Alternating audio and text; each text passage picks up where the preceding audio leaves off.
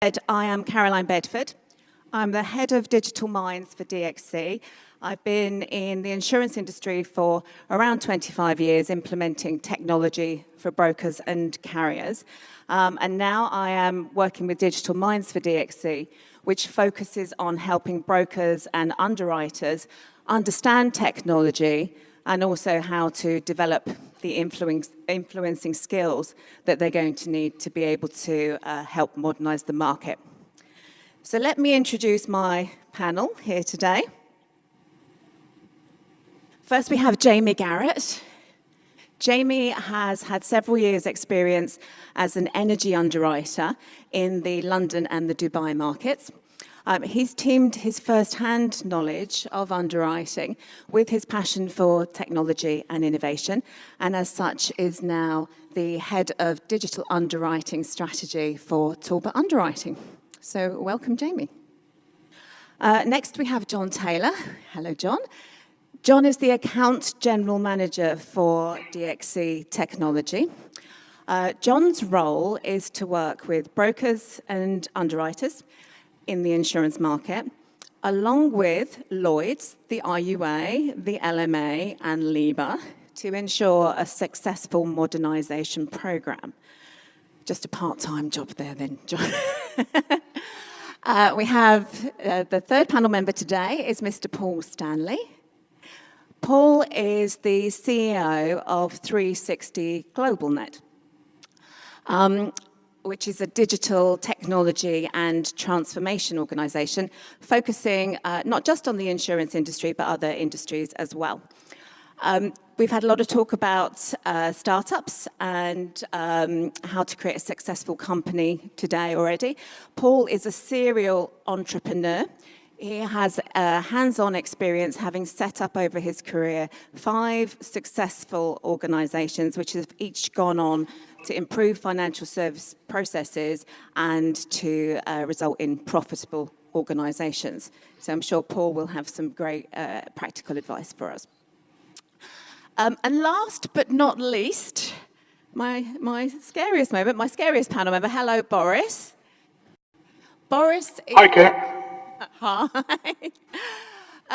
Boris is a millennial man. His skills and his ability allow him to work in many industries, but he's here today to represent robotics and artificial intelligence and the influence that robotic technology will have on what we're trying to achieve. So welcome, Boris. It's a pleasure to have you on the panel. Thank you, Caroline. I'm excited to be here. Wonderful. So we're going to, I've got some questions that I'd like to put to the panel. And then towards the end, I would like to open for Q&A. So if you have questions, then please do hold on to them until we get towards the end. But for the moment, I'd like to start with you, Paul, if I may. How's your microphone?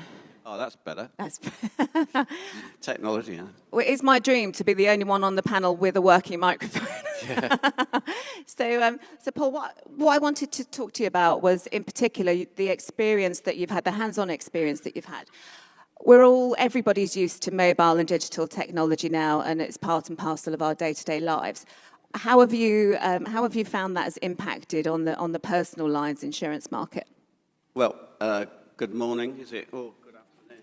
Good afternoon. Nearly good afternoon. Welcome, everybody. What I've been involved in for quite a number of years is technology and insurance, and the two words don't sort of naturally go together until recently. I applaud everybody here who I see is quite a deal under 30. I can remember when I wasn't the old fart from insurance. I hope I'm not, but because I've been, this is now my 5th startup, which is now into a scale-up business. Hopefully later on I'll be able to give you the benefit of all of my experience and all the frustrations, the stress, the sheer hard work it takes to get a startup business into scale-up mode, which is where we are now. We provide a complete A to Z platform for insurers, for risk assessment and for, in particular, claims. And whilst it started out in personal lines, it's now ubiquitous. It goes across any sort of class of claim and international. So where it is in terms of we won't see the full impact of some of this until next year. We have clients in America, we have clients in Australia, Germany. One of the very largest insurers in the world is adopting this as their digital platform. And basically what we built is, what we had to do was actually to get a lot of money, then get more, then get more, and then get more. And we're still investing. And people will see us as an overnight success, but this is year 7 for me. And what we set out to build is the digital future for insurers, and to have a sort of unencumbered vision of what the picture on the box would look like. So we designed a thoroughbred. I think at the end of the day, we got a thoroughbred. And the problem for corporates getting involved in tech development is to get so many people having a finger in the pie, you actually get a three-hump camel. Two-hump camel would be fine. Three-hump camel and a huge disaster. So we set out to say, from a customer's point of view, I want to transact my life over my mobile, whatever tablet. I should be able to report my insurance claim when I like. We allow customers to leave the full power of their mobile in video, imagery, and document. Do it when you like. It's a full A to Z platform, so when that information, you get that information on demand, so it's not driven by apps. You don't have to have somebody's app you don't want on your phone. It's when you have a problem, you can go to the web, get flipped an incident-specific link that says, we know briefly you've told us about this problem. Here's a template of video, imagery, specific questions, fill it in, send it back in a nanosecond. You get that returned to you with all the information you've given. That becomes your customer portal without any login, password whatsoever. Dead easy for the customer. The insurer gets a platform that allows it to share and collaborate with its whole supply chain. So this is end-to-end. So this is looking at the whole thing. So you communicate in any way you like. It's agnostic of device, mobile, and operating system. Anything, any media, any imagery, whatever, then you can do what you like with it. And one of the big things about what we've built and proud of is the fact that it's configured by people like you and I. So we don't need IT departments anymore. We actually configure the workflow. We can do automation, workflow, the whole thing, collaboration. It's got a world-class MI/BI platform with it, with unstructured data technology. So there's some big things that will come out of what we're doing, but I'll tell you a bit later. Could I just pick up on what you, I picked up on what you said about the customer, and it sounds like that you're giving the customer a lot of control, that it becomes a lot more of a self-service function. Yeah. Can I just ask John, because he's in the specialty lines market, the London insurance market, how, as Paul's described, the functionality that's handing a lot of control over to the customer, will that translate over to specialty? Good morning, everybody. So first of all, the London market is a unique place. It's really a relationship-based business. You've got carriers there who've got a niche expertise that's been built up over 300 years, frankly. And you've got brokers who actually bring the business and the clients to the market. So for me, I think there's a maturity of using technology to the benefit of the expertise and the knowledge base that exists in the market. That's the primary benefit, I think. If you look at what the London market do, they are specialists, they are very niche, and they look at risks that are really focused on long tail, very complex, and technology in its own right cannot answer all those questions or give all the data points that's needed. So I definitely see from a claims perspective, visual technology that Paul was talking about can translate. We can look at the cellular technology to use with TPAs, deploy it to catastrophe zones, Hurricane Irma and other places like that, definitely beneficial there. So from my perspective, you've got to acknowledge that the industry is relationship-based in specialty, and it's more around leveraging the knowledge as opposed to technology being the only answer. Okay, so to picking that point up, Jamie, you're a specialty lines underwriter. How have you seen in your many years, maybe not that many years to be honest, in your years' experience, how have you seen the demands of the customer change, and how have you had to change your processes to accommodate it? I think in terms of changing customer demand, I don't think in the specialty market there's been necessarily a massive shift. If you look at sort of the core tenets of the specialty market, it's the complex sort of high-level risk that we deal with at Lloyd's. So it's aviation, it's energy, it's political risk. There's still massive demand for all of those products. What the customers want, sort of the big corporates who are buying that sort of coverage, hasn't fundamentally changed. I think there's certainly new classes that have crept into the equation, most notably cyber. And Lloyd's, ultimately, the London market, the insurance market as a whole, has responded to that quite effectively and has sort of innovated and offered a new coverage based upon client demand. I think one of the things that's important to consider is that the London market isn't sort of a homogenous product. It's a series of products. So customer demand is going to be very different for a very simple single location property risk versus a highly complex sort of multiple schedule political risk. And the customer demand and expectation for that simple risk is going to be very different. They might want that sort of flexible, innovative service product that we're beginning to see sort of elsewhere in the consumer market, whereas actually your complex buyer of a sort of political risk at the other end of the spectrum is probably not going to be expecting anything to be particularly different from how things have been. So you think perhaps the status change, the status shift won't happen as soon as some might predict? I think it will. I think the impact's going to be probably slower than we've seen in the sort of the commercial lines, the sort of consumer lines of insurance. I mean, that's quite a big question. There's a couple of elements that I think are worth addressing in that. First of all, the specialty market sitting one step removed behind brokers adds a layer of complexity to how we interact with the sort of ultimate purchaser of insurance. And that's something we can possibly come back to. I think, as I said, the differentiation between simple products and complex products means that there's potential for a change and innovation around the simple products and less so, or a less rapid change at the other end of the spectrum. And then I think actually where the change that we've talked about, or has been talked about all morning, around sort of innovating like how we interact with consumers, where that's going to have like a sort of more profound effect is just changing people's perceptions and people's expectations.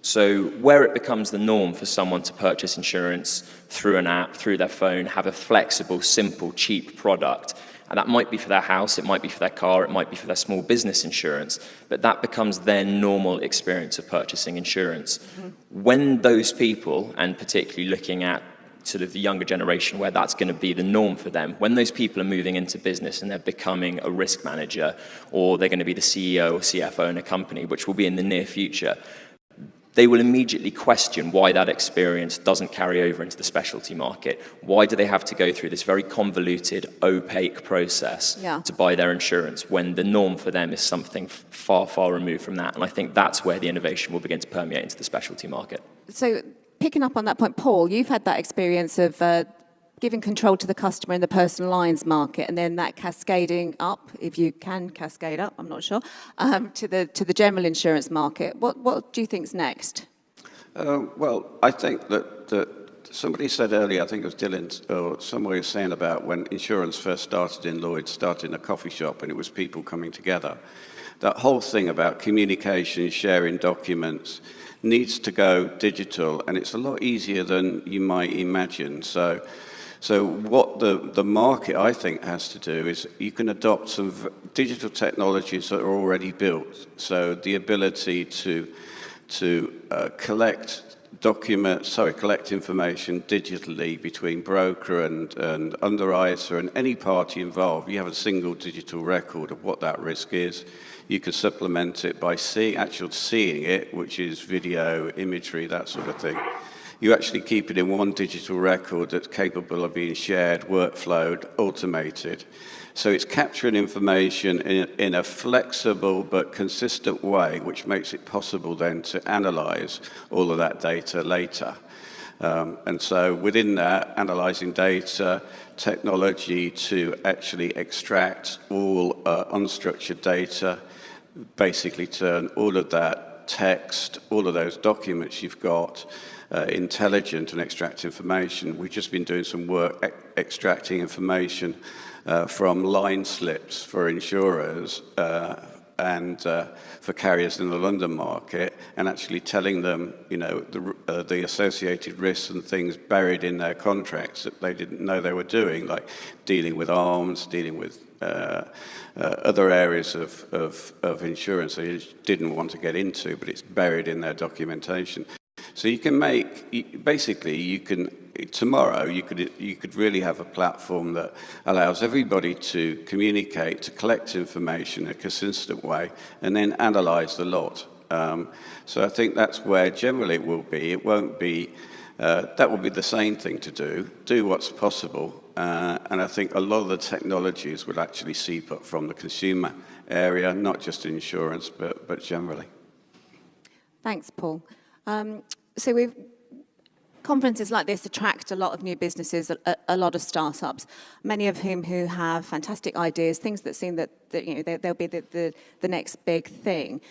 Some seem to have pockets of success. Some have a lot of publicity.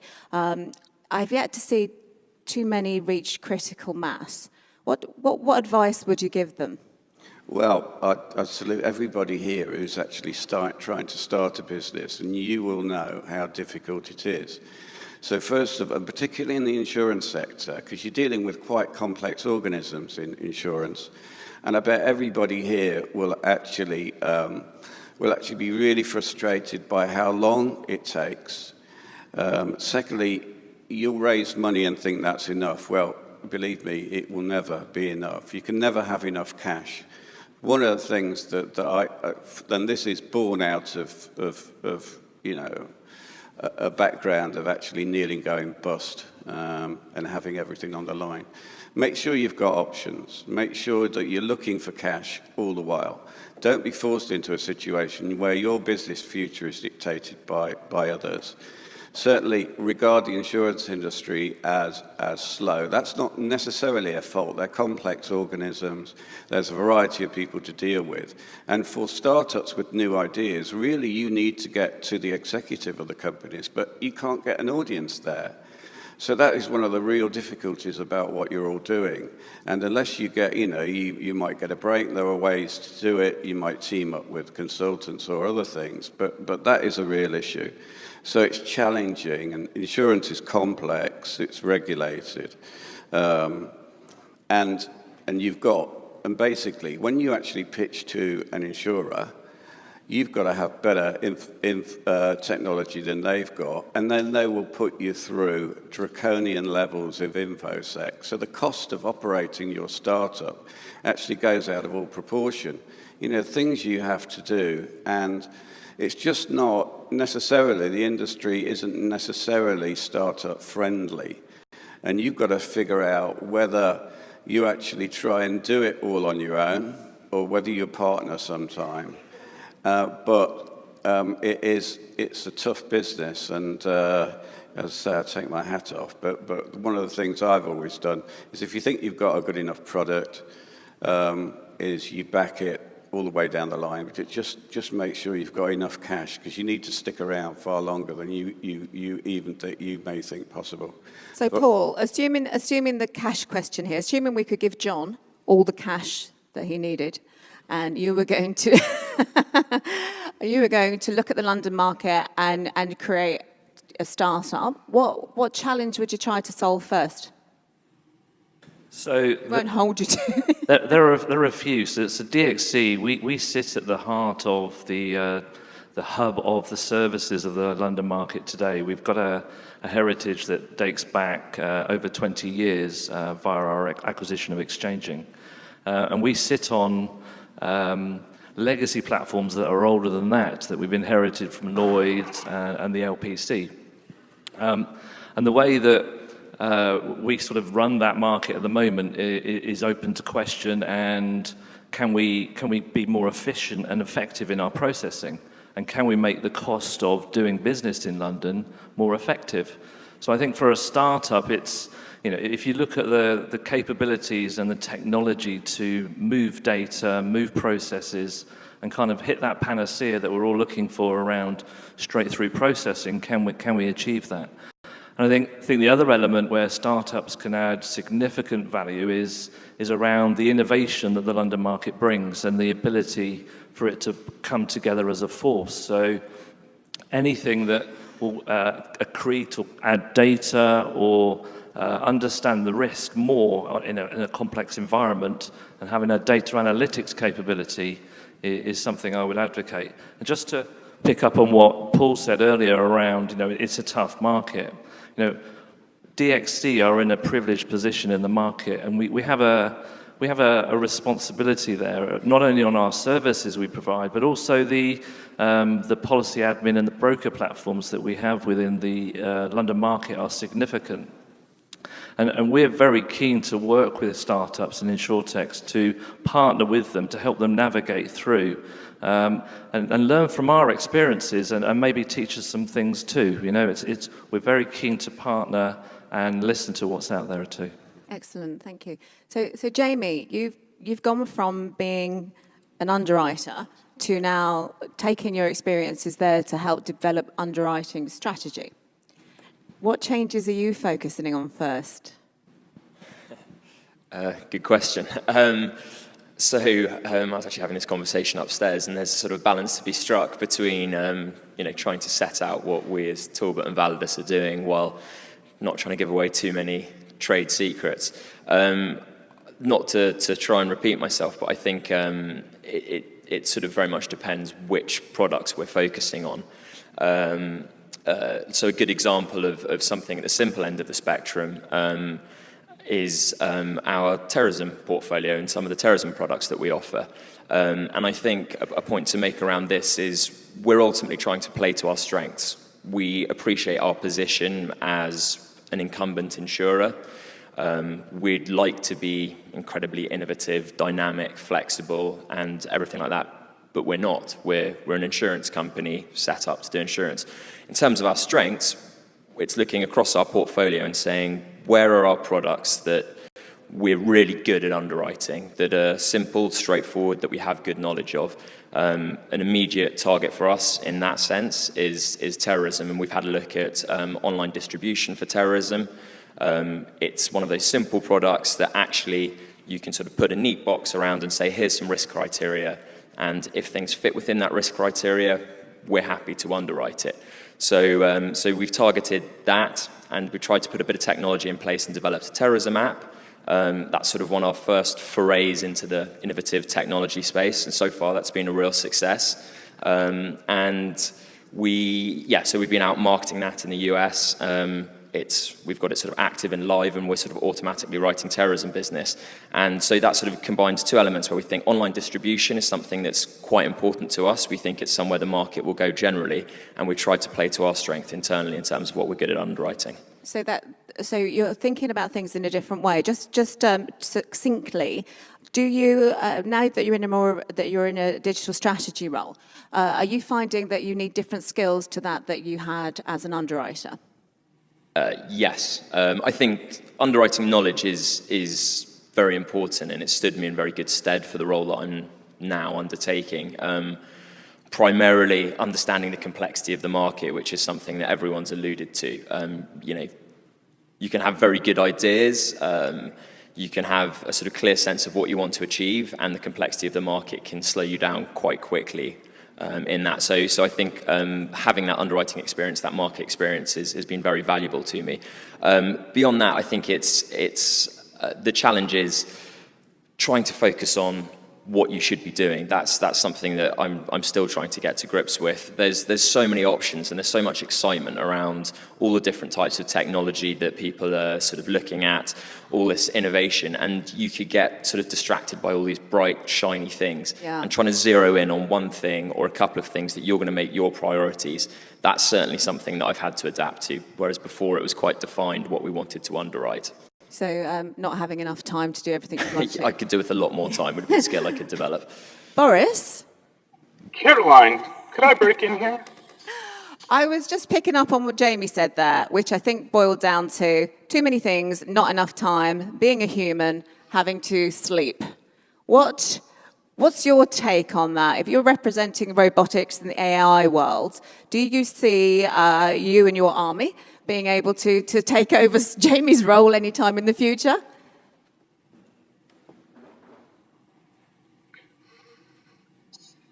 I'm thinking. Sorry, Caroline.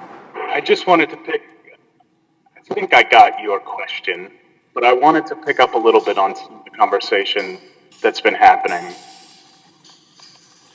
Again, really excited to be here and see all of the InsurTechs out in the audience. And I love the point that there's a lot of great innovation going on in the market.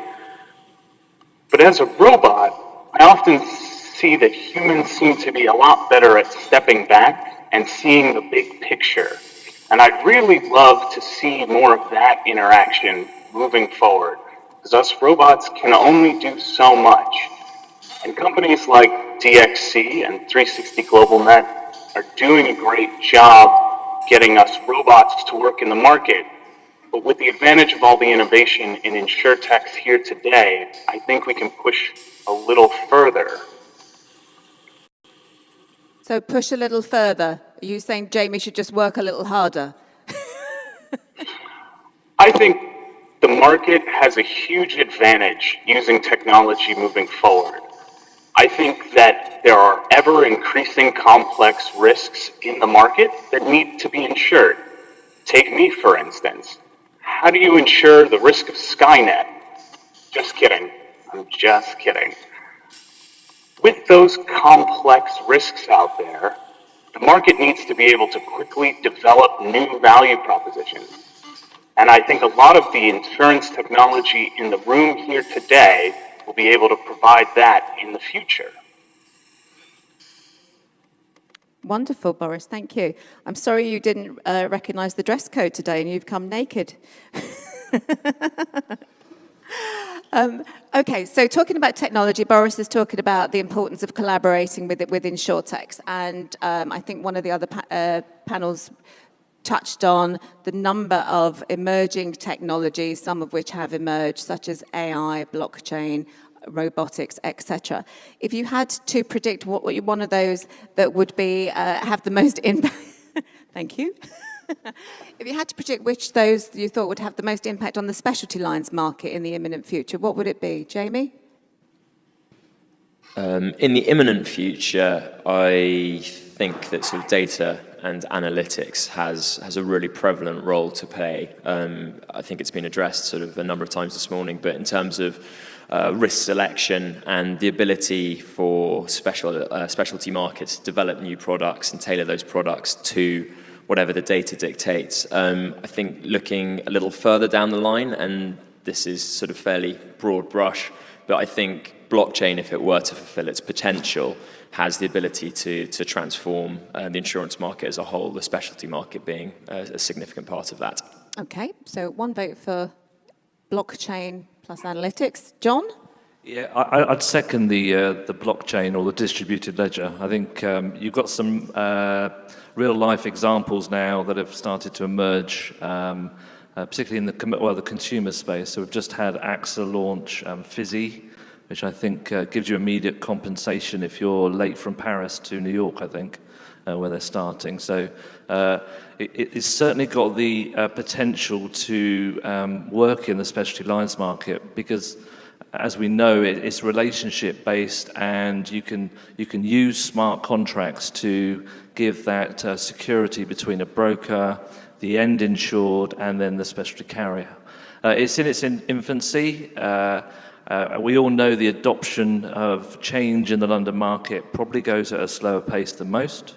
So I can see that emerging and specialty lines benefiting from the trials and capabilities that are out there over probably the next 4 or 5 years. Okay, 2 votes for blockchain. Paul, are we going to have 3 yeses? No. No, I didn't think we would. I think that one of the big opportunities to use the technology we have that is reasonably well developed. So in the London market, it's all about relationships, it's all about communication, it's all about knowledge. And that's going to apply for a long time. So I don't see much of a role for AI. And in fact, you know, the hype around blockchain, from where I sit, if you build a platform that everybody accesses, so, you know, brokers, insurers, MGAs, whoever it is in the chain, if you're collaborating around one transaction, doesn't matter what it is, you've actually, you track and monitor everybody's input, and there's just one version of the truth.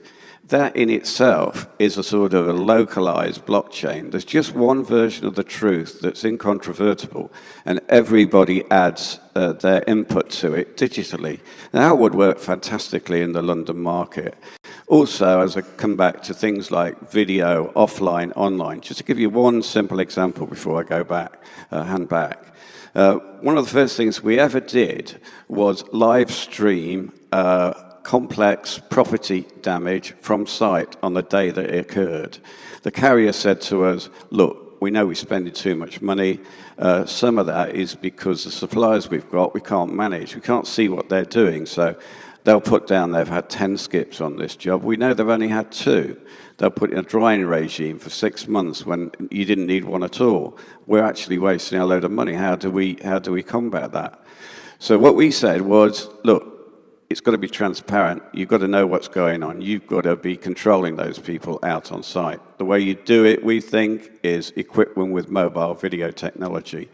And also technology that's not actually widely used in financial services. So I looked around the world, did the usual thing, went to Israel, went to America, and the technology actually exists in Germany.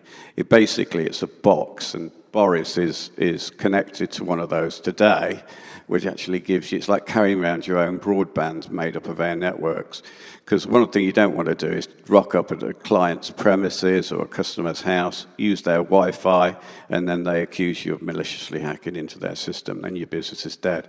Long story short, the client is now able to manage and control their suppliers out in the field, anywhere in the UK.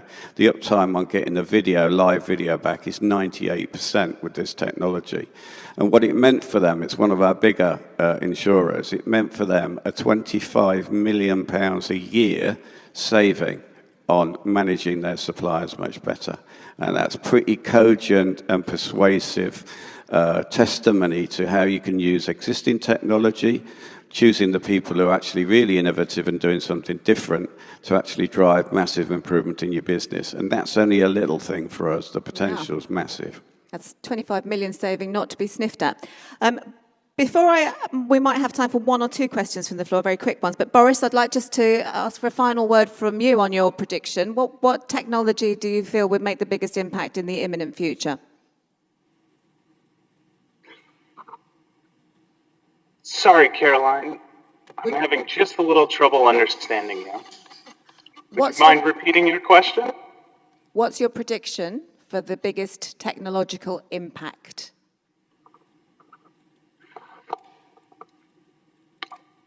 Sorry, I'm afraid I'm struggling to hear you. Don't worry. That's probably good. We've got to pick up on a point I heard from John and Jamie about blockchain. And I really think blockchain technology is interesting for the market. One of the reasons why is because I see the London markets as having a kind of core proprietary value around trust. And the nature of trust is changing today, in today's society, with the way people are using Airbnb or even Uber.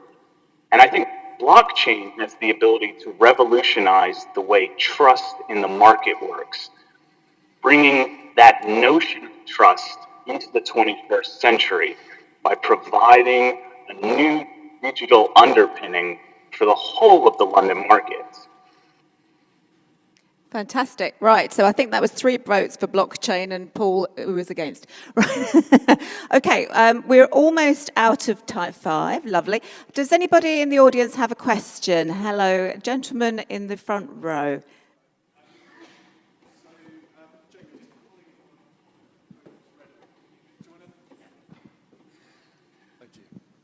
Hello. So Jamie, just pulling the thread on a comment you made about not wanting to give away your trade secrets.